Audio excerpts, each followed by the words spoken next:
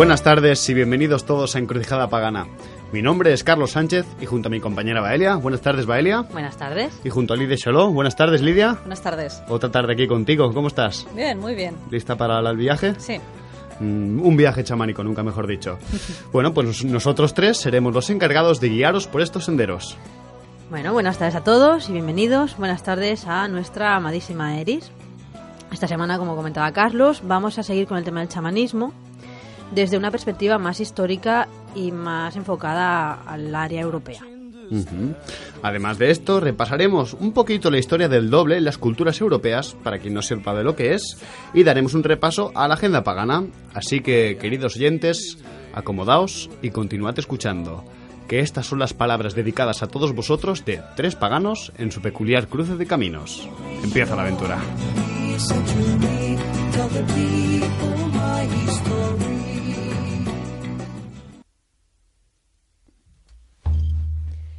En el programa anterior vimos cómo el término chamanismo es un constructo creado por las ciencias sociales en el marco de la investigación y que en realidad hace referencia a una serie de conocimientos y prácticas tradicionales que tienen que ver con vivir estados extáticos a voluntad, capacidad de desdoblamiento y trato con los espíritus, normalmente como un servicio a la comunidad para restablecer un orden natural, especialmente la salud, pero también con fines de conocimiento.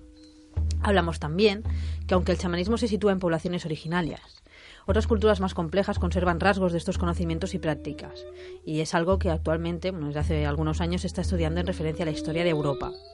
Otro aspecto a tener en cuenta es que el chamanismo, o lo que llamamos prácticas chamánicas, que se practica en las sociedades o estratos de población occidentalizados, suele partir de unas estructuras comunes, del constructo que comentábamos antes etnológico o antropológico, y se desarrolla en función de sus propias necesidades, ¿vale? No es lo mismo la vida en una ciudad que en la cima de una montaña o en una selva.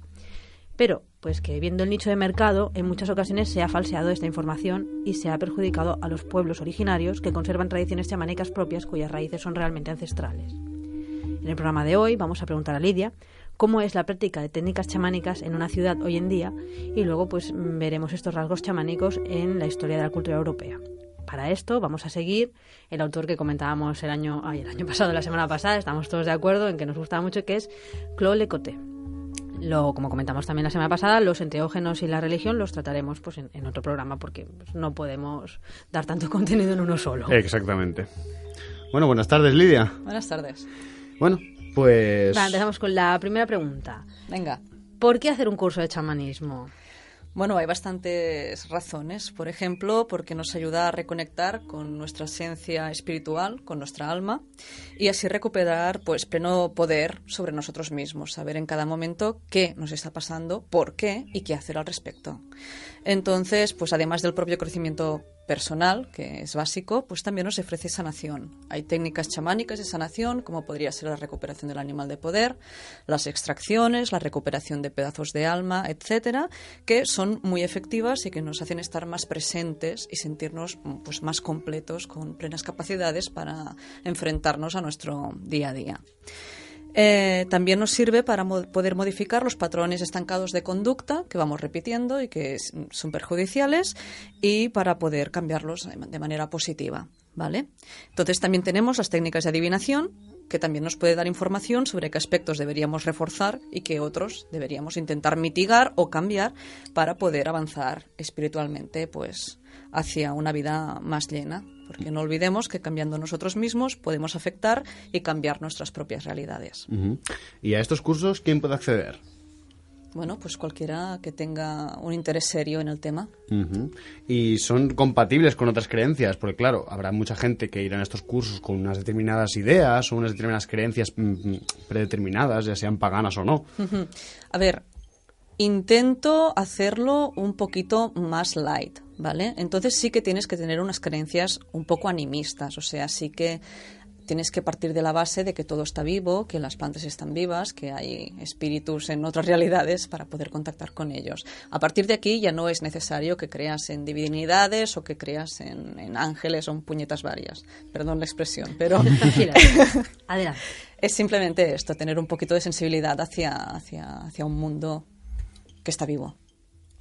Vale, entonces en este ambiente, ¿no?, de un curso básico de técnicas chamánicas, ¿qué técnicas se aprenden o se utilizan en en las sesiones? Vale, en el básico, pues lo importante es aprender a hacer el viaje del espíritu. O sea, se habla de cómo alcanzar el trance mediante respiración, mediante sonido de tambor, y se habla de hacer viaje mundo de abajo, mundo de arriba, y poder contactar con los animales de poder y con el maestro guía. Una vez esto, que es lo básico, se practica cómo llevar preguntas, tanto propias como de compañeros, a nuestros propios espíritus para que nos contesten, y luego cómo pedir sanación tanto para nosotros mismos o para otras personas. Y entonces ya son prácticas y prácticas y prácticas. Pero los puntos básicos de la metodología son estos. ¿Y qué fuentes se usan para la elaboración de todo este temario? ¿Académicas? ¿Se hacen referencias a otras tradiciones? ¿Hay experiencias propias? ¿Prácticas? De las tres, académicas, referencias a otras tradiciones y sobre todo experiencias propias, porque el chamanismo es una experiencia vivencial y entonces se refuerza mucho la propia experiencia y la comunicación de esta. Vale, entonces, un poquito, ¿qué diferencias o qué paralelismos nos podemos encontrar con otras tradiciones? Por ejemplo, la brujería. Vale, pues mira, por ejemplo, lo básico es el vuelo del espíritu y el trance, ¿vale? También el contacto con los espíritus de ayuda, que también está presente tanto en chamanismo como en brujería. El tema del cambio de forma, que también lo vemos en los dos ámbitos. El cambio de la visión que tienes del mundo, es más a unas raíces animistas y más a yo soy el mundo, no soy parte del mundo. Entonces también temas de honor a los ancestros, tema de la importancia del trabajo onírico, que también es muy importante, ya que recibimos muchas enseñanzas a través de los sueños, y temas también que son comunes podrían ser los de la reencarnación, por ejemplo. ¿Y qué reacciones tienen las personas que empiezan a realizar estas prácticas, se adentran en este mundo? ¿Habéis hecho un seguimiento del progreso que hay, de cómo la mente cambia de alguna manera? Sí, primero se sorprenden bastante del animal de poder que reciben. Porque todos van un poquito, aunque les digas que no, todos van con la idea de los sospechosos habituales, ¿no? De que si el lobo, el oso, el bisón, no sé qué, bueno, todos. Y entonces hay reacciones muy diversas cuando te sale un animal que no te lo esperabas. Primero porque empiezas a ver que aquí hay algo de real, que no te estás inventando cosas, porque esto no lo habrías imaginado nunca. Por ejemplo, a una señora que era una morda de mujer, le salió un escarabajo, una mosca y una mariquita. Mira. Y era, no se lo esperaba para nada, pero después comenzó a trabajar con ellos y la sensación es estar en casa, haber recobrado un amigo que hace mucho que no ves. Entonces todos salen muy contentos, la verdad. Y se sorprenden bastante luego cómo están presentes en el día a día, cómo pueden pedir su ayuda en situaciones de lo más cotidianas. Estando en el metro, que te sientes agobiado, invocas animal de poder y ya tienes protección. Que si tienes que hacer una reunión de trabajo y estás diciendo, madre mía, me van a comer porque es una reunión difícil, invocas animal de poder y tienes pues, la fuerza y la presencia y esa conexión que también te ayuda. O tienes que ir al hospital y invocas al animal de poder y no se te pega ninguna energía negativa que haya en el ambiente. Bueno, una última pregunta que yo añado, que no está en el guión. Sí, ahora ya pasamos a fuera de guión. Exactamente. Yo creo que a nuestros oyentes quizá les interesa es qué consejo o qué recomendación o qué aviso podrías dar a una persona que quiere empezar a estudiar o practicar el chamanismo. Que lea... Que si quiere que empiece a leer libros un poco serios. Mira, el de La senda del chamán de Harner, aunque ya tiene unos cuantos años, sigue siendo válido para algunos puntos. Entonces, que empiece por ahí. O todos los trabajos de Mircea Eliade, que vale que son muy históricos, pero también pueden tener una buena base. Y luego que busque a alguien de confianza y que pueda empezar a hacer los viajes. Bueno. Otro más. Vamos a aprovechar para hacer preguntas fuera de guión. No, yo creo que a lo mejor sería un poco interesante comentar cómo son esos estados de trance. Me imagino que, teniendo en cuenta que estamos en un aula, en un espacio pues no natural, son trances ligeros. ¿no? Empezamos así. Sí, son trances un poquito más ligeros de lo que normalmente sería un trance, también porque, quieras o no, hay ruidos de coches de fondo y por mucho que yo toque el tambor fuerte no voy a matar el ruido. Pero sí que, bueno, se utilizan también técnicas que qué pasa si estoy viajando y de repente un ruido me saca del sitio, ¿no? Pues bueno, hay pequeños detalles que te puedes agarrar y puedes intentar volver a entrar. Entonces, es algo un poco más profundo que una visualización o un pathworking, pero es bastante más ligero que un trance que puedas hacer tú en casa sin que nadie te moleste. Esto lo comentamos mucho con Carlos también, cuando estamos con Melina, también lo hemos comentado, de las intensidades del trance. Tú puedes hacer el trabajo igual, hay trabajos que son más fuertes, pero bueno, que si vas en un aula no vas a tener a alguien que, bueno, como nos vamos a ver que los chamanes a mí se quedan tendidos en el suelo y ahí se quedan. Sí, ya está. Y nadie les puede hablar, ni se pueden tocar hasta que vuelvan, ¿no? Sí. Entonces, no estaríamos en un caso tan tan intenso, simplemente puedes ir a hacer una cosa más profunda o más intensa que una visualización, pero que se puede realizar en un ambiente seguro. Sí. Este tema, ¿no? Que no es una cosa muy traumática. No, ningún problema.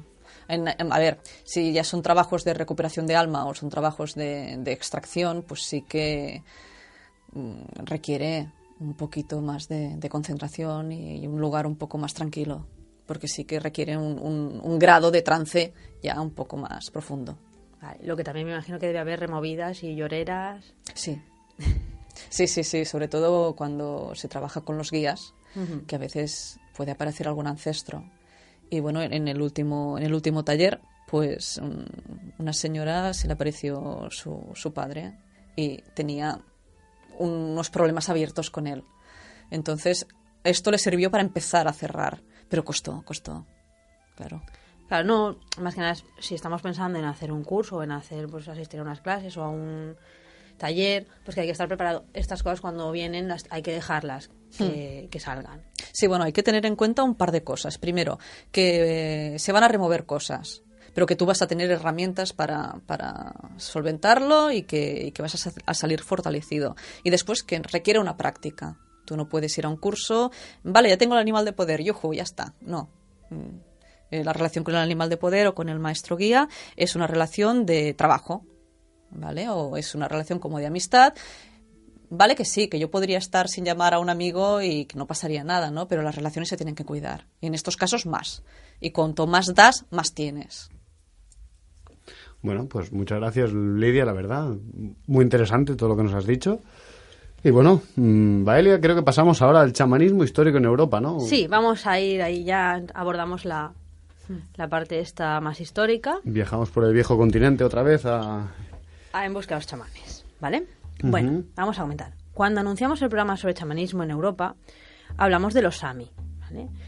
La palabra que la RAE, la Real Academia de la Lengua Española, usa para denominar a estos pueblos es lapones. Pero el término lapones procede de una etimología insultante para ellos, ¿vale? Entonces, eso pasa exactamente lo mismo que con los inuits, que el término que nosotros usamos, que es esquimales, es insultante.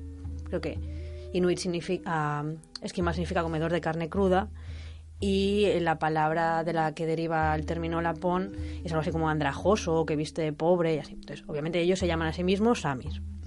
Se trata de la población aborigen de Escandinavia y habitan una región que se extiende por el norte de Noruega, Suecia, Finlandia y la península de Kola, al noroeste de Rusia. Tradicionalmente, los samis practicaban un paganismo politeísta, con variaciones según la región, y las creencias chamánicas de los Sami estuvieron pues muy extendidas, de hecho fueron mayoritarias hasta bien entrado el siglo XVIII. El politeísmo Sami compartió algunos elementos con la mitología nórdica, posiblemente debido a contactos tempranos con los vikingos o los vikingos tienen influencias Sami por lo mismo, ¿no? Ya hablamos en su momento de la figura de la faceta mágica de Odín, ¿vale? Como que tenía rasgos chamánicos. La conversión paulatina del pueblo sami al cristianismo se inició en el siglo XIII y se intensificó con la Reforma Protestante. Actualmente algunos sami reivindican sus raíces y vuelven al paganismo. Entonces, dentro de este paganismo sami encontramos una corriente reconstruccionista que realmente después está intentando recuperar la mitología, recuperar las prácticas, y luego hay otra vertiente más New Age, ¿vale? Más ligada al neopaganismo, incluyendo pues casos de chamanes de plástico enfocados al turismo, que sería un poco el fenómeno del que hablamos la semana pasada. Esto en la actualidad, en la que la población sami es mayoritariamente luterana. Creo que lo del tema de chamanes de plástico en cualquier país en el que haya habido chamanismo o algo así, supongo que en Sudamérica y Centroamérica debe haberse muchas y cosas. En Norteamérica. Norteamérica, mira, no lo sabía. Pero es como cuando vas a India y entonces tienes a miles de maestros yogi. Claro, gurús y... Que a ver, que hay, los hay de verdad, hay familias, tradiciones muy antiguas allí, pero siempre están pues los advenedizos. O sea, que hay un nicho aquí comercial, pues yo me pongo, y si no me critican y me dejan hacer, pues voy haciendo. Entonces, también yo comentaría que esto es responsabilidad del buscador un poco. Si tú estás interesado en un tema, sí, pues uno intenta relacionarse con gente honesta, pero la responsabilidad es tuya. O sea, tú preocúpate también de que las fuentes que consultas sean fiables, tanto personales como publicadas. O sea, el primero que tiene que tener un criterio y una voluntad de no quedarse con lo primero que pase tiene que ser un buscador. Exactamente. Sí. Y bueno, dicho lo cual, hoy en día pues nos encontramos con este panorama en los territorios en los que hay sami, pero en la Edad Media las habilidades de los sami y de los fineses para la brujería eran conocidísimas. En 1555 Olaus Magnus pues hace un relato acerca de este tema.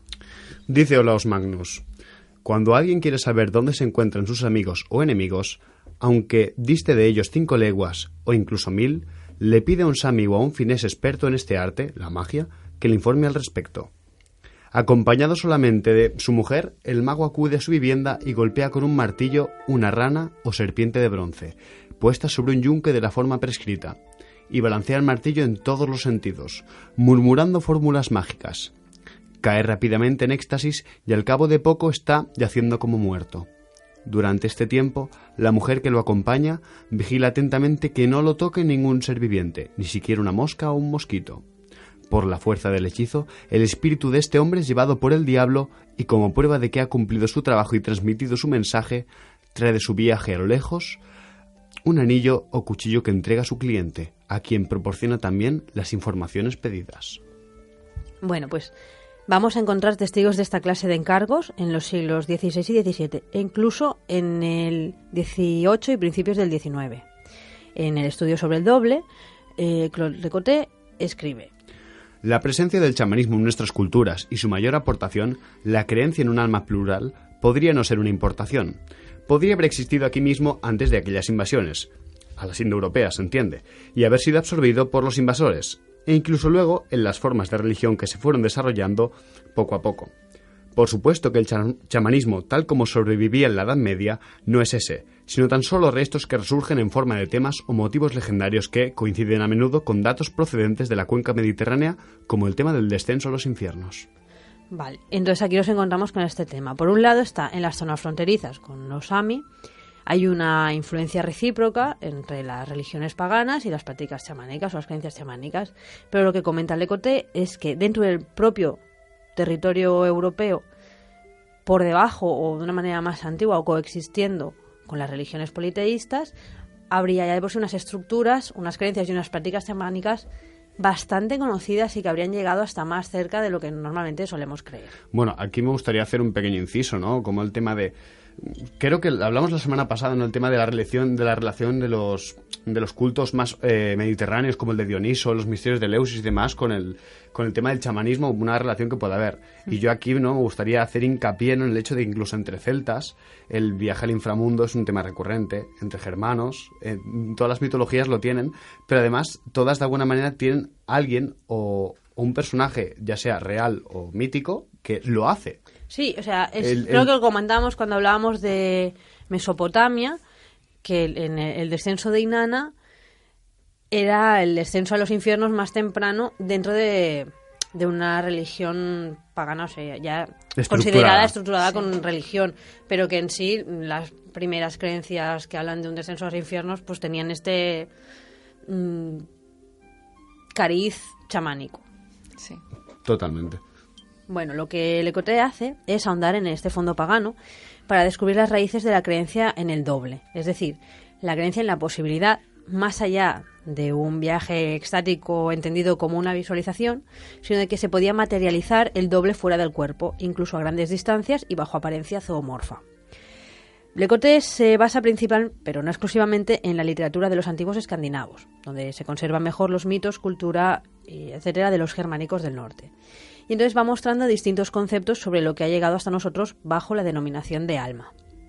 Entonces hallamos tres vocablos clave, que son difíciles de pronunciar. Sí, desde aquí... Tú tranquila. Sí, es que es... Bueno, Desde- ¿y ahora cómo leo esto? desde- Necesito a Diego. Necesitamos a Diego García, ¿no es? Diego García, pues que ya a que entrevistamos en el programa de las religiones vikingas. Bueno, que cómo se pronuncian estas tres palabras que a mí personalmente me suenan raras. Bueno, Entonces vamos a improvisar un poco. Y ya luego, si eso, las escribimos y las podéis buscar, y ¿vale? la primera palabra es... Filia. Y ¿Vale? la segunda palabra es... Ham.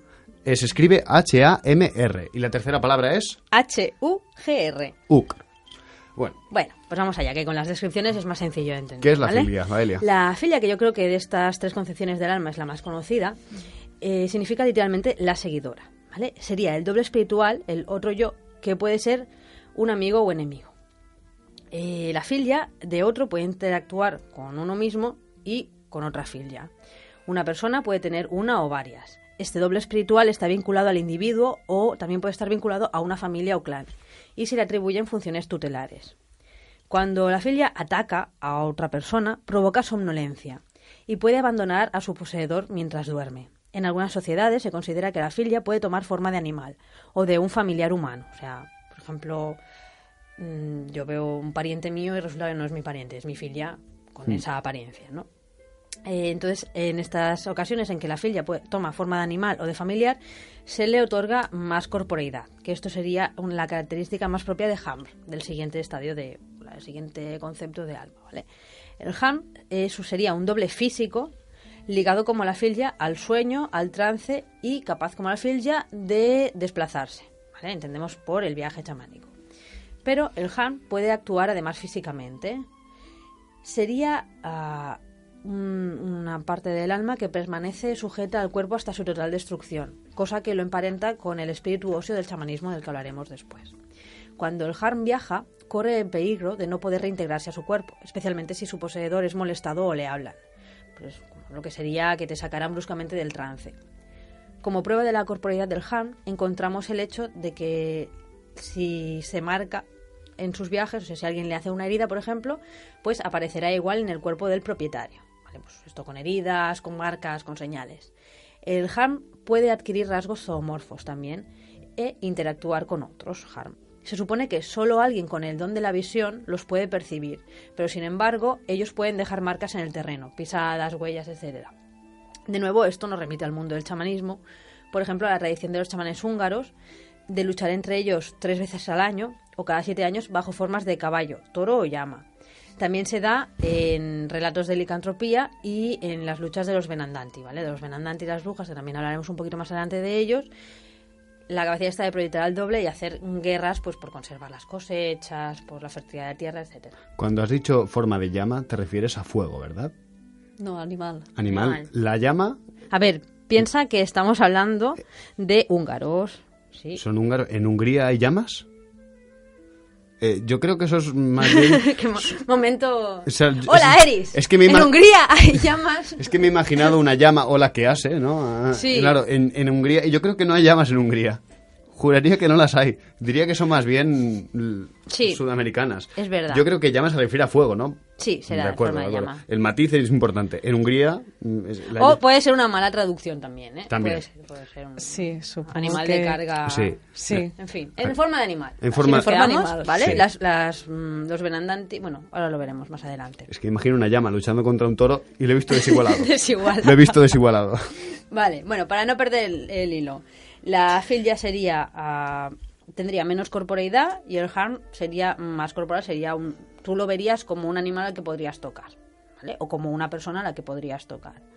Y en tercer lugar estaría el huk, que sería el principio vital. Es exterior al hombre, pero el hombre está investido de él.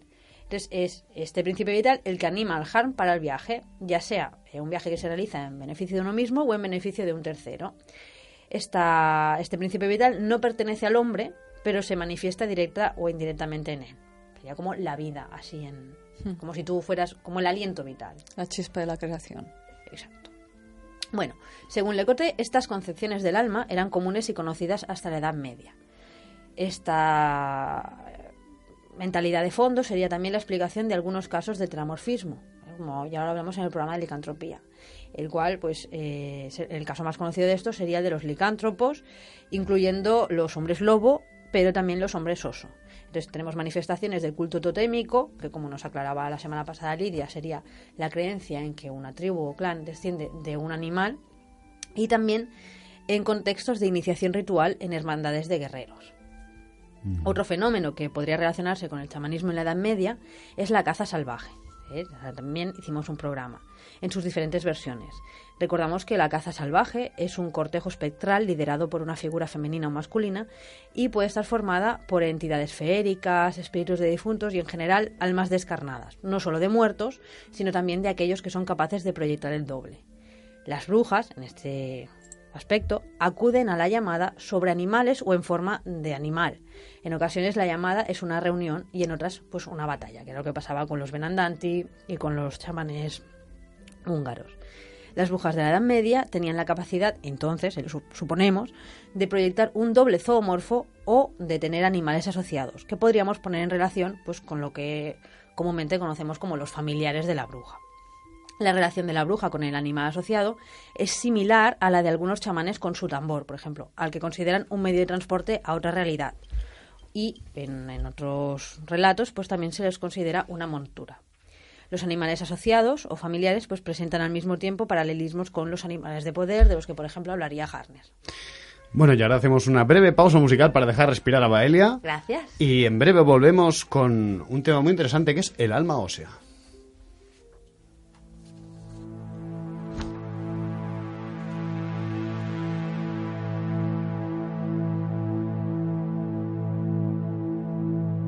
Since I found you, I wander, dreading for the day to come. Our years went past, your life went past, but where are you leaving me now? Farewell, my beauty, raven black friend, my sweet companion. My tears shall be my promise that you always in my heart. You're always in my heart. Always in my heart. Always in my heart. Always in my heart.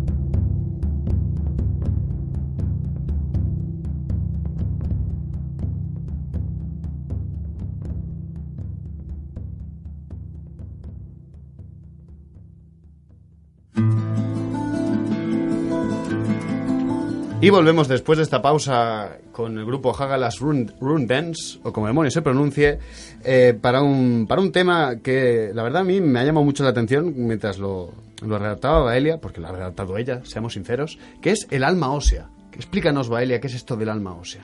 Bueno, vamos a hacer un resumen para que se entienda bien. Lo que comenta Lecotre identifica estas clases de doble, ¿vale? El doble es doble porque... pero hay diferentes tipos, ¿vale? Sí. Ella ha dicho es doble y he hecho un gesto. Yo lo traduzco, es doble porque hay dos. No, porque hay varios. Pero haríamos referencia a la capacidad de desdoblarse, de que mi yo físico se queda en un sitio y proyecto el doble. El doble que proyecto puede salir voluntaria o involuntariamente. O sea, yo a veces lo dominaré si soy un practicante, un brujo, bueno, un chamán, lo dominaré, pero a veces se me puede salir. O, por ejemplo, cuando muero, puede escapar.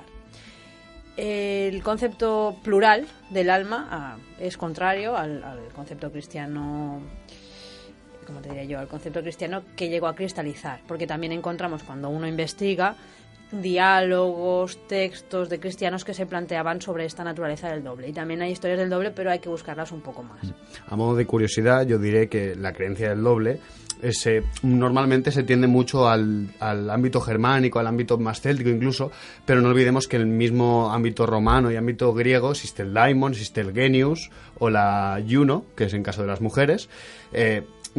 Existe aún toda esa tradición y que incluso los mismos teólogos paganos muchas veces dialogaban con esto para contrarrestar argumentos cristianos. Yo en esto me estoy metido ahora mismo de lleno, así que sé de lo que hablo. Pero sí, no, la verdad es muy interesante cómo este tema del diálogo pagano-cristiano respecto al tema ¿qué es el alma? O ¿qué hay más allá? Es un tema muy recurrente. Y otra cosa muy interesante de ver es cómo ellos mismos, cómo hay una duda sobre la experiencia, como igual, oye, yo he hecho un viaje, he tenido una experiencia, lo que sea, cómo la catalogo y cómo intentas darle, bueno, como intentan ellos ya hace siglos, intentar explicar qué era lo que habían vivido en un lenguaje pues que fuera comunicable.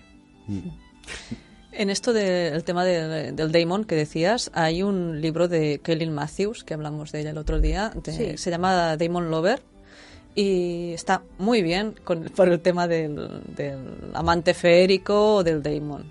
También os lo recomiendo. Está en inglés. Muchas gracias, guay. Sí, luego comentamos esto un poco más, porque sí, hay una hierogamia con la filia o con el doble espiritual que sí, en algunas tradiciones se presenta, pues igual que veíamos en el programa de la caza salvaje, que se puede presentar como un espectro, también hay toda una rama en la que el doble se ve como una entidad feérica. Y de hecho son mundos que están muy vinculados. Bueno, pues dicho lo cual, vemos que hay en principio un alma plural que tiene diferentes maneras de desdoblarse. Tenemos una proyección más, vamos a decir, mental, que no tiene corporeidad, y la posibilidad de una proyección corporal. O sea, yo directamente te envío un animal que tú puedes tocar o que te puede morder. ¿Vale? Entonces vamos a hablar del término del alma ósea. Existe al menos un ejemplo extraordinario de la supervivencia de una creencia bien conocida del chamanismo, que sería esta creencia en el alma ósea, que es el alma que está en los huesos. Ya que hay que estar atentos porque puede que nos responda al interrogante que supone para algunos el trabajo con los huesos en la brujería tradicional. Exacto. Empezaremos con una historia bien conocida en relación al dios Thor, que aparece en la Edda en prosa de Snorri. ¿Vale? Esto sería en el año, estamos hablando de 1179-1241, y recordamos que Snorri pone por escrito tradiciones mucho más antiguas. Bueno, Thor viajaba con Loki en su carro tirado por bucos, ¿no? Y dice Snorri así: al atardecer llegaron a casa de un granjero y obtuvieron permiso para pasar la noche allí. Caída la noche, Thor tomó sus bucos y los mató a los dos. Luego fueron despellejados y puestos en un caldero. Todo el mundo comió y luego Thor puso el pellejo de los bucos entre el fuego y la puerta y dijo al granjero y a los suyos que pusiesen los huesos sobre ellos. Thialfi, el hijo del granjero, se guardó un hueso de muslo de un buco y lo rajó con el cuchillo para sacar el tuétano. Por la mañana, Thor tomó su martillo, blandiéndolo y recitando hechizos sobre los pellejos de los bucos. Estos resucitaron, pero uno de ellos cojeaba de una pata trasera. Y bueno, y a modo de curiosidad, Thialfi, pues en pago a su pecado, en pago a su falta cometida, su falta cometida, se fue sirviente de Thor. Vale, pues aquí vamos a subrayar que respecto al texto que hemos leído antes, del chamán Samoyedo. Sami, no, el Sami que acabamos de leer, Ajá. al principio, en la primera parte del Vale. programa, hace exactamente lo mismo. Ujú. ¿Vale? Tiene... Sí era, o me he confundido yo aquí ahora. Además, mira, con una carita un poco rara. La semana pasada leímos el testigo del chamán Samoyedo, ¿no? Al que despellejan y que realmente, pues, le cubren con sus propias pieles y se regenera otra vez. Antes hemos leído a Claude Lecoté. No, aquí, sí, lo hemos leído antes, a ver. Vale, dice, cuando es el chamán Sami al que piden información, y entonces dice, cae rápidamente en éxtasis y al cabo de poco está yaciendo como muerto. No, un poquito antes. Acompañado solamente de su mujer, el mago acude a su vivienda y golpea con un martillo una rana o serpiente de bronce puesta sobre un yunque de la forma prescrita, y balancea el martillo en todos los sentidos murmurando fórmulas mágicas. ¿Vale? Es lo que hace Thor aquí en este pasaje. Luego, además... el texto que leímos la semana pasada del viaje del chamán Samoyedo, ahora sí, recopilado a principios del siglo XX, decía que se encontró con un hombre desnudo que trabajaba con un fuelle. En el primer fuego había un caldero. Aquel hombre le sesgó la cabeza, la cortó en pedazos pequeños y lo echó todo al caldero. Su cuerpo estuvo cociendo durante 3 años. Luego pescó sus huesos que flotaban en el río, los reunió y los cubrió con carne. Los contó y les explicó que ahora tenía 3 huesos más. Tenía, por tanto, que preocuparse 3 vestiduras de chamán. Vale, entonces vemos aquí tanto el trabajo con los huesos como un dato importante que no comentamos el otro día, que es la aparición de la figura del herrero o, por ejemplo, de un dios como Thor, que está muy ligado a la agricultura y a la ganadería. ¿Vale? Comúnmente hemos relacionado, se nos ha enseñado a relacionar el fenómeno del chamanismo con sociedades cazadoras-recolectoras más, digamos, en comunión con la naturaleza. Pero es posible que debamos actualizar esta imagen y ser capaces de ver rasgos o prácticas chamánicas en culturas más desarrolladas o menos naturales, ¿no? Sí. O sea que no solo el chamanismo, comillas, ¿vale? El auténtico chamanismo, una cosa que antropológicamente puedes llamar chamanismo, no se reduce a sociedades cazadoras-recolectoras. Claro, no olvidemos que, al fin y al cabo, el chamanismo, como fenómeno, es cierto que pertenece a determinadas sociedades y, como tú misma dijiste, es un título, dijo Lidia, es un título honorífico, ¿no? Que te llamen chamán. Claro, hoy en día quizá no hay chamanes como tales en cuanto a que no vivimos en esas sociedades, pero digamos que las prácticas estructurales se pueden encontrar, como bien hemos visto, en la brujería, incluso en otras prácticas que quizá no saben ni siquiera que son chamánicas, pero de alguna manera tienen esos Hay esa rasgos. coincidencia formal. Sí, en esto, por ejemplo, de la figura del herrero. En brujería están los trabajos del herrero o la herrera, que son los trabajos de la forja del alma. También están los trabajos con la señora de la caldera y también están los trabajos con el señor y la señora de debajo en la montaña, que todos estos tienen ecos chamánicos porque sus raíces están ahí. Vale, pues siguiendo aquí con la historia de los huesos del alma ósea, antes que Snorri, en el año 872, Eirik de Auxerre adapta esta historia al cristianismo en Los Milagros de San Germán. Entonces, según esta explicación, San Germán acepta la hospitalidad de un pobre boyero que mata a su único ternero para darle de comer. Terminada la cena, el santo ordena que la mujer recoja los huesos del ternero y los ponga sobre el pellejo que había quedado. La mujer obedece y el santo resucita al ternero. La misma historia aparece en la historia de Britania de principios del siglo IX, con un punto suplementario. San Germán advierte que no deben rajar los huesos del ternero. ¿Vale? Esta historia se va a repetir aún más. Si recordáis el programa sobre brujería que hicimos, el que hicimos con Franno, el segundo programa que hicimos, contamos la historia de Sibila y Pierina, que eran acusadas por la Inquisición en Milán de seguir el cortejo de Diana. ¿Vale? Serían estas personas que proyectan el doble y siguen en la caza salvaje, en el vuelo de las brujas, el viaje del sábado, etc. Ellas, a la señora que seguían, la llamaban Madonna Oriente. En sus declaraciones, que, pues un dato importante, no estaban inducidas por el inquisidor, sino que ellas contaron libremente, como eran en los principios de la Inquisición, no estaban tan presionadas. Y entonces más o menos vemos más claro o más libremente el imaginario que ellas tenían, sin estar reconducido. Pues Pierina indica que en las reuniones nocturnas se celebra un banquete en el que se matan 2 bueyes. Ellas se los comen, luego recogen los huesos y los ponen sobre los pellejos. Madonna Oriente toca estos pellejos con la empuñadura del bastón y los animales resucitan, aunque no servirán para trabajar. Relacionado con este tema, tenemos a Luisa Muraro, que es una autora italiana feminista, que tiene un libro La señora del juego, creo que se llama. Sí. Creo que está traducido, que podéis comentarlo, bueno, si queréis ver estas historias. Y luego hay un artículo que yo tengo traducido porque salió en la revista Duoda, que se titulaba Ir libremente entre sueño y realidad. Sí, lo tenemos por ahí. Luego que también habla de este tema. Es muy interesante porque, bueno, habla de Dama Bondia, que ellas la llaman Madonna Oriente, pero que en verdad es la señora del juego y es la figura de la diosa, pero de la diosa con un giro de señora del destino. Entonces todo esto es muy interesante. Vale, pues lo que indica Le Coté es que esta historia de Sibila y Pirina que relatan es muy parecida realmente a la de Thor, pero sería arriesgado buscar un vínculo lineal entre un testimonio italiano del siglo XIV y el mito nórdico transcrito por Snorri 700 años antes. Entonces, lo que sugiere Le Coté es que es más probable que ambos relatos provengan de un mismo fondo de creencias, cuyos mejores ejemplos los proporcionaría la creencia en el alma ósea del chamanismo, el chamanismo en el sentido antropológico, ¿vale?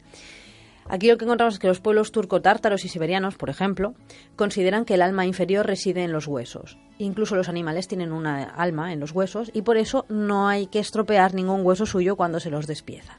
Hay que volver a enterrarlos en un orden preciso para que vuelva a cubrirlos la carne y el animal pueda renacer y ser cazado de nuevo. Por otra parte, nos comenta Le Coté que desde la antigüedad clásica hasta hoy en día encontramos la misma creencia de este alma ósea en algunas historias de aparecidos, pero que ya apenas es perceptible. Plinio el Joven ya refiere el caso de una casa en Atenas en la que había apariciones. Cuando excavan allí donde se ha esfumado la aparición, descubren un esqueleto encadenado. En otro de los relatos de la vida de San Germán, por ejemplo, un aparecido reclama una sepultura decente, pero al desenterrarlo, para mover el cadáver a un lugar más decente, pues solo hallan los huesos, entonces que se consideran el último refugio del doble físico. Por eso es tan importante el trabajo en la brujería tradicional con los huesos, tanto animales que son el recipiente de los animales de poder, como del trabajo con los ancestros.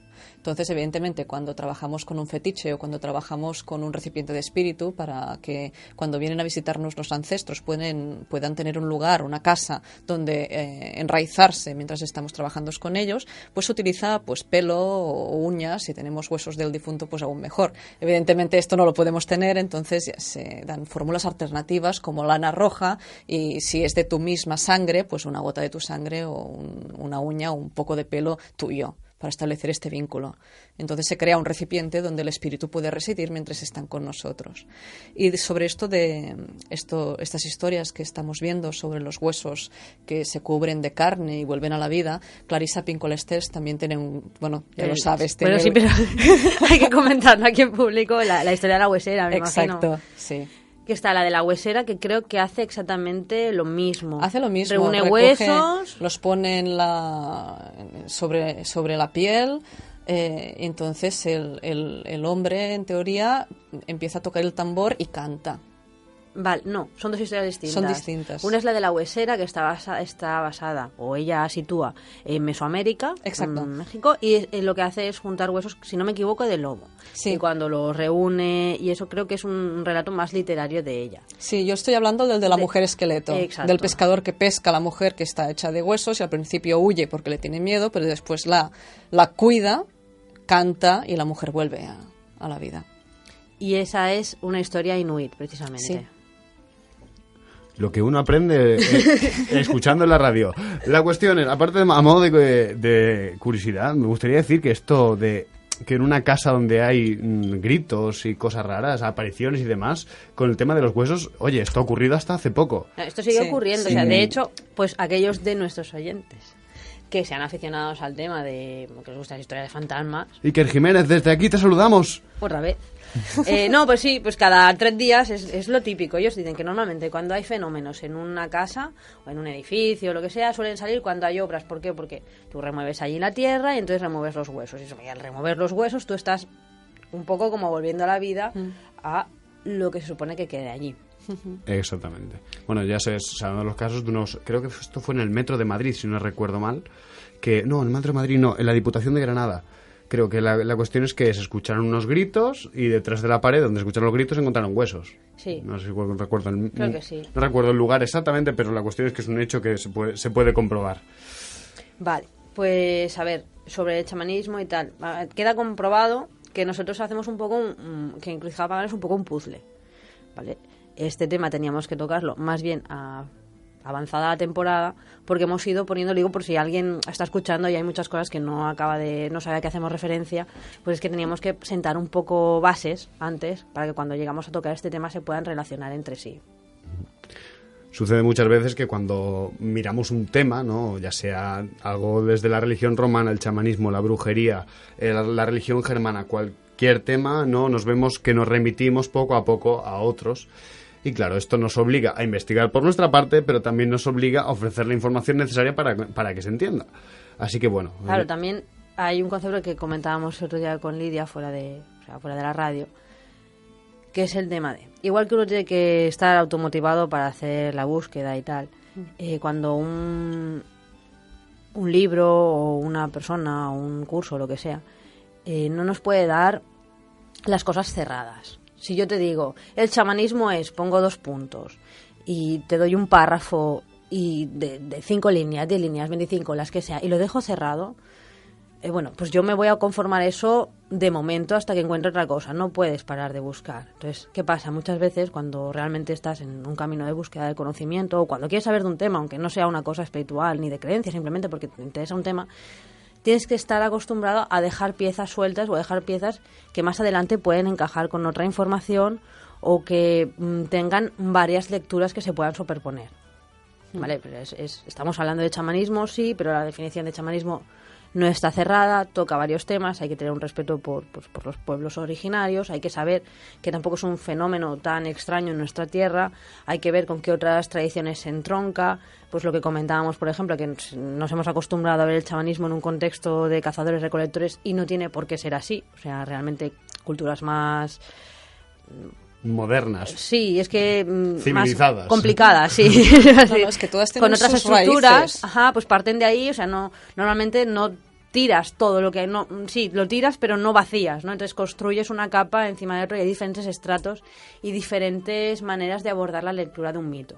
En este aspecto, pues sí, con lo que hemos comentado un poco de las diferentes concepciones del alma en el paganismo, pues se puede hacer una relectura de historias que hemos leído, como por ejemplo cuando hicimos el programa de mitología del lobo en Europa, que hablamos de la historia de Iván y el lobo gris. Exactamente. Tenemos el caso de Iván, que va acompañado a todas partes por un lobo gris, que podría ser perfectamente su filya, que se va adelantando paso a paso a todas las pruebas que se le ponen, las resuelve por él, y después de superar varias pruebas, cuando está de regreso a casa, Iván es despedazado y resucitado con el agua de la vida. Exactamente. Que es exactamente lo mismo que le pasa a Inanna cuando desciende al mundo inferior. Exacto. O sea, serían mitemas que se van repitiendo en la cultura popular y que llegan, o sea, ya no es que estemos hablando de mitologías bien cerradas, sino estamos hablando de la cultura popular, las cosas o cuentos populares que la gente tiene que han llegado hasta épocas muy cercanas. Bueno, es que tan cercanos como el mito de Sant Jordi. No olvidemos que antiguamente la figura del dragón, que es una figura femenina, nótica de la creación, hice una tesis doctoral sobre el tema, pues iba de esto. Apunta, hay que hacer un programa sobre dragones. Vale. Pues iba de esto, ¿no? El papel del dragón, cuando engullía al héroe, era de otorgarle un segundo nacimiento con un don. El dragón no moría, el dragón escupía a la persona. Luego, ¿qué pasa? Que cuando va perdiendo todas las características positivas que tenía y va cogiendo bagaje del cristianismo, que si es el demonio, que si es Satanás, que si naps y cols, pues cada vez más el pobre dragón ya no escupe al héroe, el héroe le raja y sale. Entonces ya este nacimiento queda truncado. Pero bueno, que aún nace como con ese toque del más allá, ¿no? Y luego otra historia que vale la pena volver a escuchar o buscar es la que leímmo en Sowen, creo. Si no me dices qué historia es, no te puedo decir cuándo la leímos. Sí, yo creo que la leímos en Sowen. La del ratoncito. ¿Pérez? No, el ratoncito Pérez no la hemos leído aún. Madre mía. Pero bueno, todo se andará. Algún día haremos un análisis estructural del ratoncito Pérez. Era una historia en la que una persona moría y su alma se salía de la boca en forma de ratón. Sí, en Sowen, si no me equivoco, efectivamente. Ajá, era un mito céltico. Bueno, pues pasamos a la sección de agenda porque, señores, se nos echa el tiempo encima. Vale, va. Y deciros agenda. que, bueno, vamos a ampliar la agenda de nuestro territorio catalán a territorio nacional e internacional para todos aquellos que nos escuchan, tanto dentro de como fuera de nuestras tierras. Para ello hay que enviar la información del evento y una pequeña explicación en encrucijadapagana@gmail.com o también a través de Facebook. Pero por mensaje. Por mensaje, privado, exactamente. Decir que no reservamos el derecho de selección porque hemos visto que hay algunos grupos que se usan para hacer spam. Y la verdad es que no queremos que pase eso. Encrucijada Pagana es un programa que tiene como objetivo la difusión de la cultura y las religiones paganas y por eso mismo no queremos que esto se convierta en un lugar de publicidad. Queremos que sea un lugar de cultura. Y bueno, a propósito, queremos recomendar muchísimo la exposición del mito a la razón de Caixa Forum, que está hasta el 15 de junio. Las piezas son magníficas, las explicaciones son increíbles. Es increíble para pensar sobre ellas. Para pensar También sobre ellas. hay que decirlo. Exactamente. Tan importante.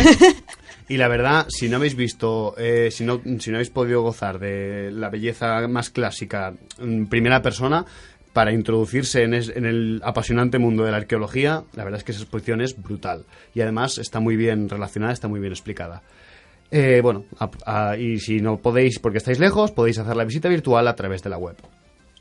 Vale, y como eventos, pues tenemos el sábado 24 de mayo a las 4 el taller Creando tu diosa interior con Yolanda Benalles. Esta vez, pues trabajar en el arquetipo de la madre y los aspectos del amante y mujer plena. Se hace en el Espai Harmònic de la Llagosta y para más información podéis escribir a inetribal@gmail.com. Del 5 al 25 de mayo también, que pues, la semana que viene os daremos información más detallada, porque casi se nos pasa, vamos a tener Tarraco Viva. El festival romano muy famoso aquí, al menos en nuestras tierras, que se celebra en Tarragona y que este año, a modo de curiosidad, han recreado a tamaño real el Ara Pacis de Augusto. Quien no haya visto el Ara Pacis en persona, pues no sabrá de qué hablo.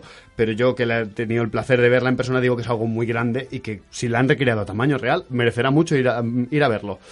Y bueno, os informaremos más la semana que viene de qué actividades se hacen, porque la semana interesante de Tarraco Viva, las cosas como son. Comprobamos el año pasado en nuestras carnes que no hay que ir la primera semana a Tarraco Viva, hay que ir la segunda. Bueno, matizaremos aquí diciendo que si queréis ir, podéis ir, ¿vale? Hay cosas, pero interesantes. Como que el grueso de actividades y la traca final se la guardan, pues eso, para el final. Uh-huh. Y bueno, no olvidéis que si organizáis o conocéis algún evento, ya decimos que sea de aquí o de fuera, de donde sea, de cualquier parte del globo, o pues obviamente la podéis comunicar a través de encrucijadapagana@gmail.com o a través de nuestro Facebook en un mensaje privado.